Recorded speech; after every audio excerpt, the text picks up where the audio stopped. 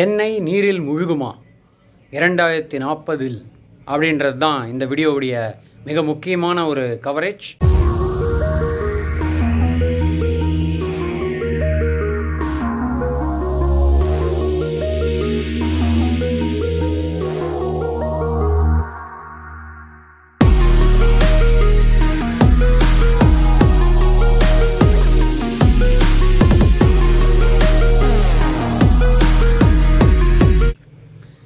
வீடியோக்குள்ளே போகிறதுக்கு முன்னாடி சப்ஸ்கிரைப் பண்ணிக்கோங்க. கமெண்ட் செக்ஷனில் கமெண்ட்ஸை கண்டிப்பாக பதிவு செய்வோம்.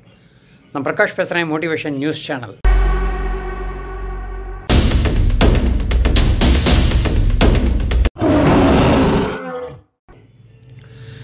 இந்த வீடியோவில் நம்ம என்ன பார்க்க போகிறோம்னா, சொன்ன மாதிரி 2040 சென்னை நீரில் முழுகுமா அப்படின்ற ஒரு கேள்வி பரபரப்பாக பல மீடியாவில் போயிட்டுருக்கு. இதுக்கு காரணம் என்னன்னு பார்த்தீங்கன்னா, centre for science technology and development அப்படின்றவங்க ஒரு ரிசர்ச் ரிப்போர்ட் கொடுத்துருக்காங்க. அந்த ரிசர்ச் ரிப்போர்ட் படி பார்த்தா அவங்க சொல்கிற சில விஷயங்கள் ரொம்ப பரபரப்பாகவும் பயமாகவும் இருக்குதுன்னு சொல்லலாம். என்ன அப்படின்னு பார்த்தா, அவங்க என்ன சொல்கிறாங்க அப்படிங்கிறது நான் முதல்ல கவர் பண்ணிடுறேன். அதுக்கப்புறம் அவங்க அதுக்கு சில காரணங்களும் சுட்டி காட்டுறாங்க. அதை பற்றி என்னென்னு பார்த்துருவோம். மூன்றாவதாக அவங்க அதுக்கு சில சொல்யூஷன்ஸும் கொடுக்குறாங்க. இது 3 தான் மிக முக்கியமான விஷயம். சொல்யூஷன்ஸை பார்க்குறதுக்கு முன்னாடி என்ன காரணங்கள், என்ன மாதிரி நடக்க இருக்கிறது அப்படின்றத கண்டினியூஸாக பாருங்கள். அப்போ தான் சொல்யூஷன்ஸ் கிளியராக ஒரு புரிதல் இருக்குங்கிறது தான் என்னுடைய இதை சொல்லிட்டு நான் வீடியோக்குள்ளே போகிறேன். இப்போ அவங்க சொல்கிற மிக முக்கியமான காரணம் என்ன அப்படின்னு பார்த்தீங்கன்னா, நமக்கு ஆல்ரெடி தெரியும் சென்னையில் என்னப்பா சென்னையில் தானே மழை வர்றது, தண்ணி தேங்குறதெல்லாம் சகஜம்தான் நீங்கள் நினைக்கலாம். ஆனால் இது அந்த மாதிரி மழையை பற்றியோ இல்லை தண்ணி தேங்கலை பற்றியோ சொல்லலை. சீ வாட்டர் ஏறுவதனால் சென்னை முழுகும்.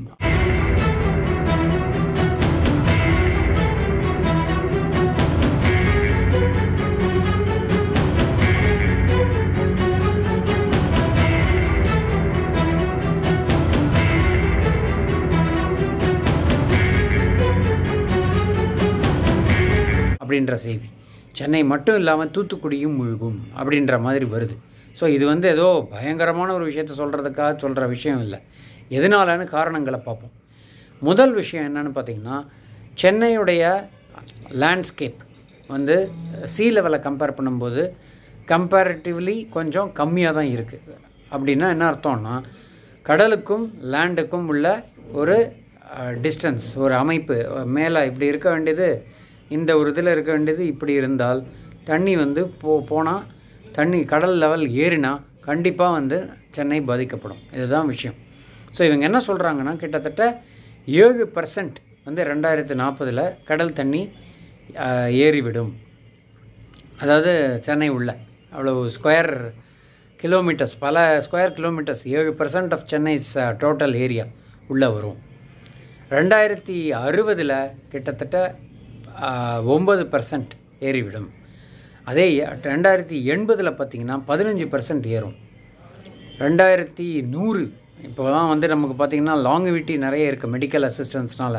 அந்த மாதிரி இருக்கும்பொழுது கிட்டத்தட்ட 17% வரை கடல் லெவல் ஏறி தண்ணி உள்ளே வர வாய்ப்பு இருக்கிறது.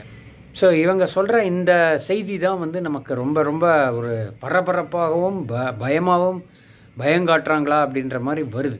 பட் இதெல்லாம் ஃபேக்ட்ஸ். ஏன்னா அவங்க டெக்னிக்கலாக அசஸ் பண்ணி தான் இது பண்ணியிருக்காங்க. இது எந்த ஏரியாஸில் வருது அப்படின்றது தான் இன்னும் ஒரு அதிர்ச்சியை ஊட்டும் ஒரு விஷயமாக இருக்குது. சென்னையுடைய தீவுத்திடல் மற்றும் அடையார், நார்த் சென்னை, அதை தாண்டி பள்ளிக்கரணை, இந்த மாதிரி முக்கியமான இடங்கள், எண்ணூர் போர்ட் மற்றும் அதை சுற்றியுள்ள பகுதிகள், மணலி, இதெல்லாமே தண்ணியில் முழுகப் போகிறது அப்படின்ற மாதிரி செய்திகள் வருகின்றன. இந்த விஷயந்தான் நமக்கு ரொம்ப அதிர்ச்சியை கொடுக்கக்கூடியதாக இருக்கிறது.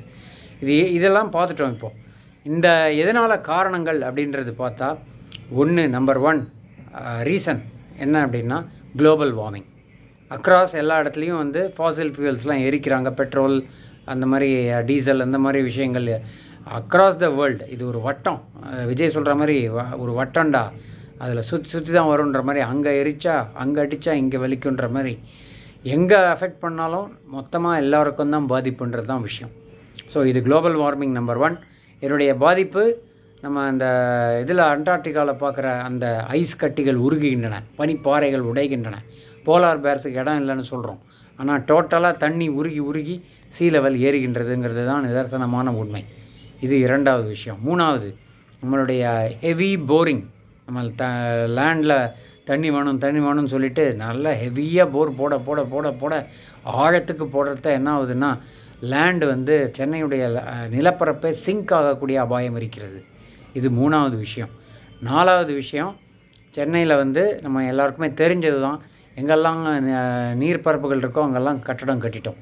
ஸோ அது வந்து என்க்ரோச்மெண்ட்ஸ் மற்றும் பலவிதமான விஷயங்கள் நடந்து கொண்டு இருக்கின்றன. ஸோ இந்த மாதிரி நடக்கும்போது கண்டிப்பாக பாதிப்பு இருக்குங்கிறதுல எந்த சந்தேகமும் இருக்காது.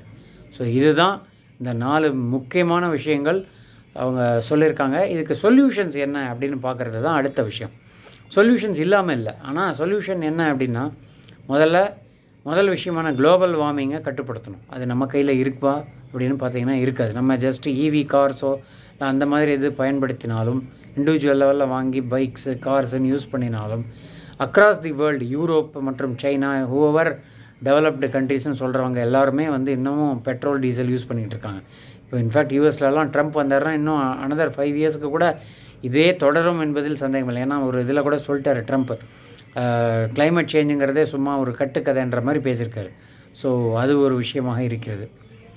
அடுத்த விஷயம் என்னென்னு பார்த்தீங்கன்னா, இது வந்து குளோபல் வார்மிங்கை பொறுத்தவரை அடுத்ததாக நம்ம செய்யக்கூடிய விஷயம் அப்படிங்கிறது வந்து கோஸ்டல் வால் அப்படின்னு சொல்லிட்டு பல கண்ட்ரீஸில் டெவலப் பண்ணியிருக்காங்க. அது ஒரு இம்மிடியேட்டாக பண்ணலன்னா கூட இப்போ பண்ண ஆரம்பித்தா கிட்டத்தட்ட 16 வருஷம் இருக்குது அவங்க சொல்கிற 2040க்கு. ஸோ அந்த டைம்குள்ளே நம்மளால் கட்ட முடியும், கட்டினா ஓரளவுக்கு அதை கட்டுப்படுத்தலாம்ங்கிறது தான் இரண்டாவது மிக முக்கியமான விஷயம், கோஸ்டல் வால் அப்படின்றது ஒரு விஷயம். மூன்றாவதாக நம்ம வந்து பண்ணக்கூடிய விஷயம் இந்த மாதிரி மேன்க்ரோவ் ட்ரீஸ்னு சொல்கிறாங்க. அதாவது உப்பு தண்ணியிலும் வளரும் சில காடுகள். அந்த காடுகள்லாம் வந்து நமக்கு முன்னாடி சுனாமிலேயே சில ஏரியாஸ்லலாம் வந்து நமக்கு வந்திருக்கு. அதை வந்து ப்ரொடெக்ஷன் என்ன தான் சுனாமி வந்தால் கூட ஓரளவுக்கு நேச்சரே நமக்கு ப்ரொடெக்ட் பண்ணி கொடுத்துருக்கு. ஸோ இந்த மாதிரி மேன்க்ரோவ் ட்ரீஸ் அந்த மாதிரி இதெல்லாம் வந்து கடல் சார்ந்த பகுதிகளில் கட்டலாம் அப்படின்ற மாதிரி ஒரு சொல்யூஷனும் கொடுத்துருக்காங்க. அதுக்கு அடுத்து பார்த்திங்கன்னா மிக முக்கியமான விஷயம் நம்மளுடைய அர்பன் பிளானிங்கை செம்மைப்படுத்தணும். பிடித்தாலும் பிடிக்கவில்லை என்றாலும் என்ன நடக்கணும்னா நமக்கு வந்து இதெல்லாம் வந்து என்க்ரோச்மெண்ட்ஸ் எல்லாம் மாற்றி இதுவே வந்து நம்ம விஷயங்களை வந்து கொஞ்சம் துரிதப்படுத்தி செயல்பட்டால் பிழைக்க வாய்ப்பு இருக்கிறது. இது அடுத்த விஷயம். இப்போ வந்து இந்த 4 சொல்யூஷனும் கொடுத்துருக்காங்க. ஆனால் அதே சமயத்தில் நமக்கு என்னென்னா அதோடைய பாதிப்பை பார்க்கும்போது, இப்போ சப்போஸ் நிஜமாகவே தண்ணி ஏறுதுன்னு வச்சுப்போம், ஏறுதுன்னா என்ன நடக்கும்? அந்த கடல் எங்கெல்லாம் தண்ணி முழுகுதோ அங்கே உள்ளவங்க மற்ற இடத்துக்கு இடம் பெயர்வார்கள், மைக்ரேஷன் நடக்கும். மைக்ரேஷன் நடந்தால் என்னாகும்? விலைவாசி இருக்கிற இடங்களில் ஏறும். அதை தவிர ஹவுசிங் வந்து பயங்கர டிமாண்ட் இருக்கும். ப்ராப்ளம்ஸ் கிடைக்குமா, அத்தனை பேருக்கும் அக்காமடேட் பண்ண முடியுமா? ஏன்னா கிட்டத்தட்ட 10 to 12% of the total Tamil Nadu population சென்னையில் தான் இருக்கும். ஸோ டெஃபினட்டாக இது கொஞ்சம் ப்ராப்ளமாக வரக்கூடிய விஷயங்கள். நம்ம வந்து இந்த மாதிரி சொல்யூஷன்ஸை வந்து கடைப்பிடித்து ஓரளவுக்கு செயல்பட்டால் தப்ப வாய்ப்பு இருக்கிறதுங்கிறது தான் நான் சொல்கிற இந்த வீடியோ மூலமாக உள்ள சாரம். என்னுடைய கேள்வியெல்லாம் உங்களுக்கு என்ன தோன்றுகிறது? உங்களுடைய கமெண்ட்ஸ் இந்த பதிவுக்கு வரவேற்கப்படுகின்றன. ஏன்னா மிக முக்கியமான டாபிக். தயவு செஞ்சு உங்களை கமெண்ட் செக்ஷனில் பதியிடும்படி கேட்டுக்கொண்டு இந்த பதிவை இத்துடன் முடிவு செய்கிறேன். சுவாரஸ்யமான தகவலுடன் மீண்டும் இணைவோம். நன்றி, வணக்கம்.